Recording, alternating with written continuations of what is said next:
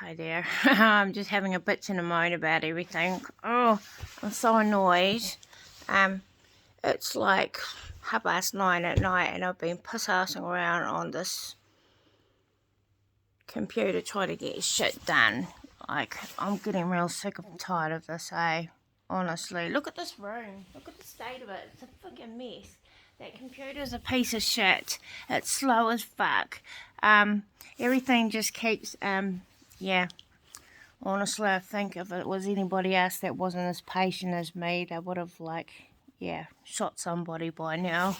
The scanner doesn't work. They just keep dicking me around wherever I go and whatever I do. So, of late, I went to the AA the other day and applied for my renewal license because my license is expired, and like these women at that AA place in town have always been racial. It's always been like that when we've been in there, but this time I go in and they try and tell me some bullshit about how I can only see that there's 3 columns and not 2. When I actually took a photo of, I've got the evidence on my camera, so they're just being fuckwits. This is the kind of shit that I had to put up with. Now, they've been dicking me around with my application. I applied last year to do a Bachelor of Social... what is it? It's basically like just studying to work in mental health, like a Bachelor of Social, I forget the exact name of it, but basically it's like studying to be in mental health and addictions.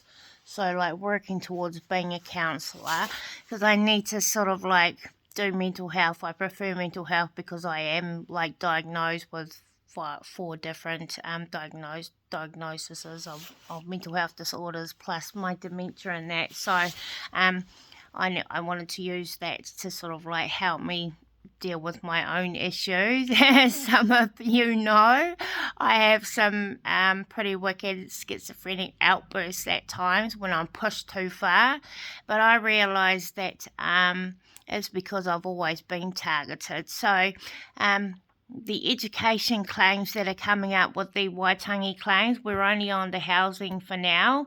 But when we come up to the education and the health, I will be making a lot of statements on my grievances, which I'll put out there in public statement before the judges, and let it be live as well, so our others out there can, I no doubt have the same grievances. There'll be a lot of people who can relate. So first of all, it was when I did my level 4 in small business management, and I got like 100%, and I argued with those bitches to because I knew my assignments were right, and they tried to say that they weren't and stuff like that. So this was through courses that were being delivered by a contractor, delivering to Wānanga or Aotearoa courses.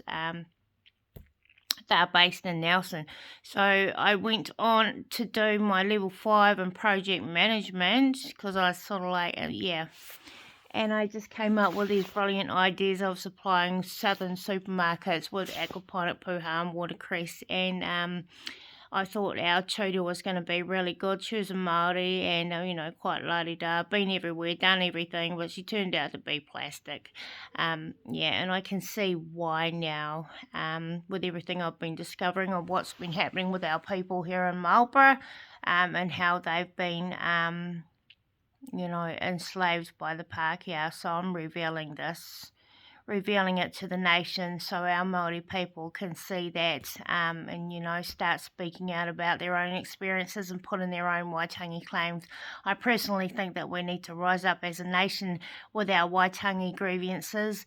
It's not going to happen straight away that we get the word out there and people start to realising that they have a big claim and stuff, and there'll be whānau who can relate to what I've been exposing about myself.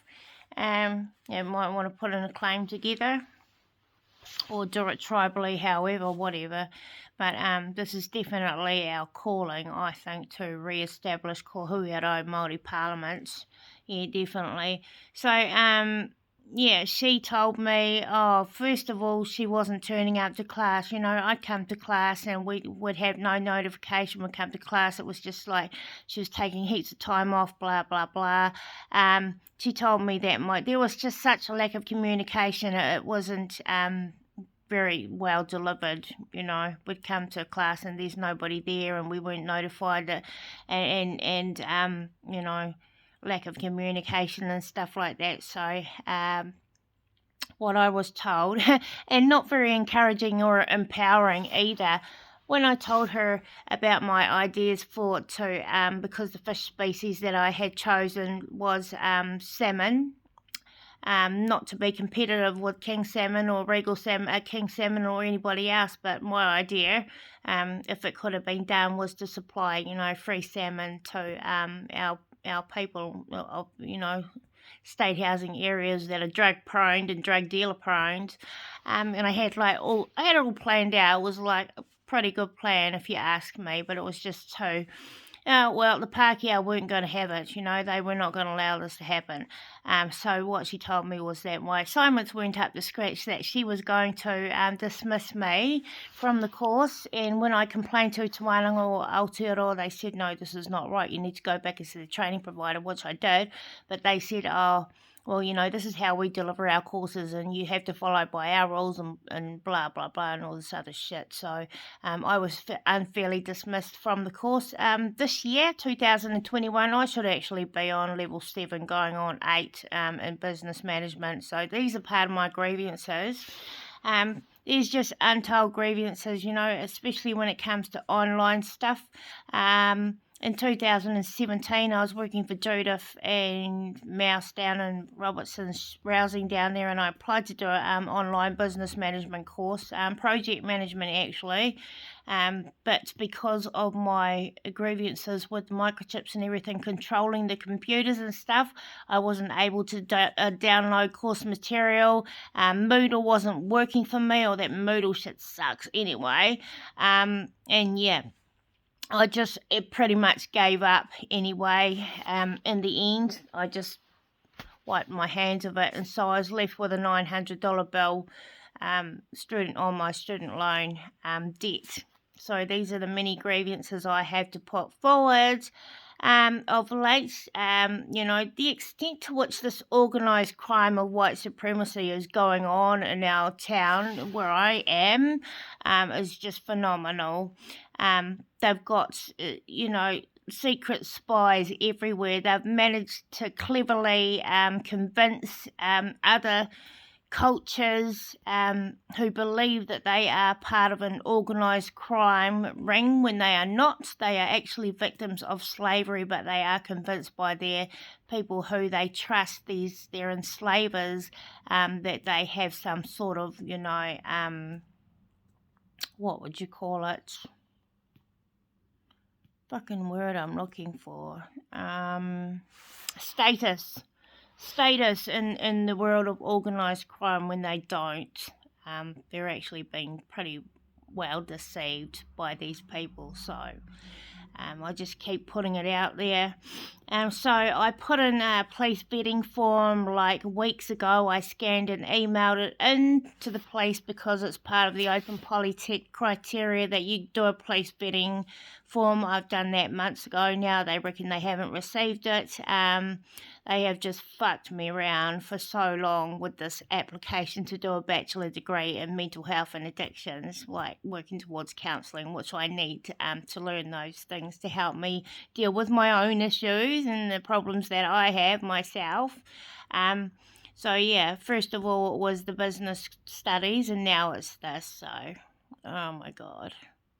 You know, it's worth a lot of money, this grievances, and I hope that my sharing will help whānau realise that they have a claim too. So I really, really feel for, you know, gang members. When I've watched documentaries on Mungle Mob, President Dennis, is it Makalau, talking about, them campaigning against methamphetamines and stuff like that, and how they just weren't getting anywhere with it, that nobody was really helping, and I totally understand. Now, I know I've been living it and I see why our people aren't getting ahead, but we've also got our men need to be wary because we've got those who are on the police force who are corrupted, and they're just like way above themselves. I don't really think that they give a shit, and I know there's a whole lot of them.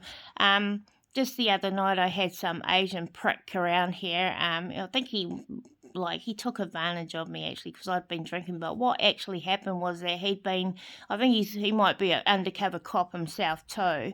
I've never liked him actually. It was him that tried to refer me onto this fucking house and safety company, which is based in Porirua, which I suspected was owned by this cop bitch that's been stalking and monitoring and got a tap on my thing too, with her and that ex-boyfriend of mine, two crooked cops. So this is what I've been finding anyway. It's a big long story. I won't mention their names when I write about certain things in my book that I'm going to be writing, but yeah, I'm going to make sure I get my money out of these bastards anyway. There are a lot of crooked cops on the police force and wannabe mafia assholes that are just fucking with people like me, trying to get everything that I've actually physically worked hard for to make themselves look good. So I'm just putting it out there too.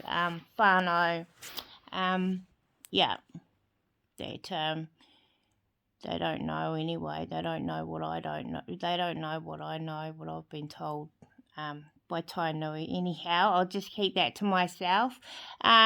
Years ago, in fact, yeah. So I just wanted to have a bitch and a moan.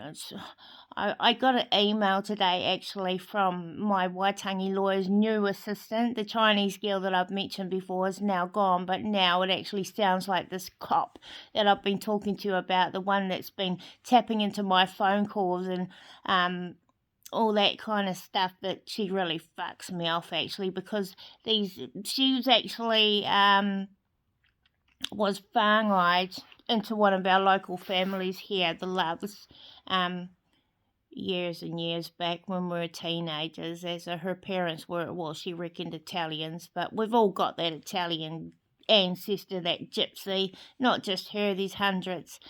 So yeah, that's the Cercia line actually, on Nikolai. So that's the history of a lot of our iwi here at the top of the south, is that the tupuna was that Italian gypsy side, but it's manual whakapapa, and it's actually been made up by the Nazi Germans because they had forged a lot of people through the process and the technology of cloning. So I wouldn't be too all up in yourself about that whakapapa. And it's the same with Jose Manuel. There is some truth behind it, but this is the true story of the Jose Manuel, which is Germany have the same stories about their ancestor. So do the Irish, the Spanish, the Italians. But the truth of the matter is that all these bloodlines came from back when, before they started, years later, cloning the descendants. The history and the whakapapa goes back to King Henry VIII and all of his wives. And the true Jose Manuel was the Emperor of China who hooked up with all of these women, right? And so there's that whole trading authority and the history with connecting the Crown of England with China. So that's our whakapapa. Our tupuna came here. It was no accident that he was led to these lands, to these peoples here, returning to the lands of his ancient ancestors over there in the Awatere Valley, which is the maunga of Tapuai o Nuku, which was his maunga, which was also Ngatikuri, so I believe. So yeah, I've told those stories, but anyhow, I won't ramble on too long. I've got to type up this Waitangi claim. So this Waitangi lawyer's assistant send me some bullshit statement that she wrote up. The lawyer hasn't actually signed it, so I'm just making amendments to that now because I'm not happy with it. It makes it sound like I'm talking against the Crown, and I'm not speaking against the Crown at all. I'm speaking against corrupt people who happen to work for the Crown. I always know that that's the problem that's going on in our country, is not the Crown. The Crown, once I make them aware of what's been going on, need to have yes, they should be responsible. They have a responsibility to do something about it. But before then, I'm not blaming the Crown for anything, because I've been observing what's going on, and I know it's the mafia, it's organised crime, it's white supremacy that have been doing what they've been doing to our people, and I hate them. And so does China, writing off of our history and our whakapapa, this whore, it's all written in the Holy Bible. And while I'm at it, I'll have a dig at how there is a lot going on within the wine industry. Now, I can't speak for other countries, but definitely within New Zealand, there's a lot going on in the wine industry, and the answers are all there in the Bible. Right, I've said this before. I think it was the book of Isaiah. That's the only book I've read since I got given this Bible by JWs not so long ago. Is Ihaya, because that's the book I was looking for, certain scriptures that I remembered from years ago. 20 years ago, actually. So I did open up and I read about the vineyards. I had to start from the beginning of Ihaya and read through. But it talks about the great wine vineyards of God and blah, blah, blah. So, a lot of what's going on today the answers are all in the Holy Bible, because that was what these corrupt religious leaders were looking at, fulfilling everything, the prophecies of God that were written in the Holy Bible, according to how they thought it should be fulfilled. But I'll talk about that kind of stuff another time at a different time. Or maybe just sort of like do a special talk on church stuff. I'm not religious, but I do know the word, so I'll share a few things with you that will make sense to you. Alright, I'm going to turn off now, and I might have a cigarette actually. I'm that pissed off, and I've got to carry on and type up this fucking amend this bloody statement that the Waitangi lawyer's assistant sent me. Okay, alright, that's me for tonight. See you later. Have a good night. Pomare.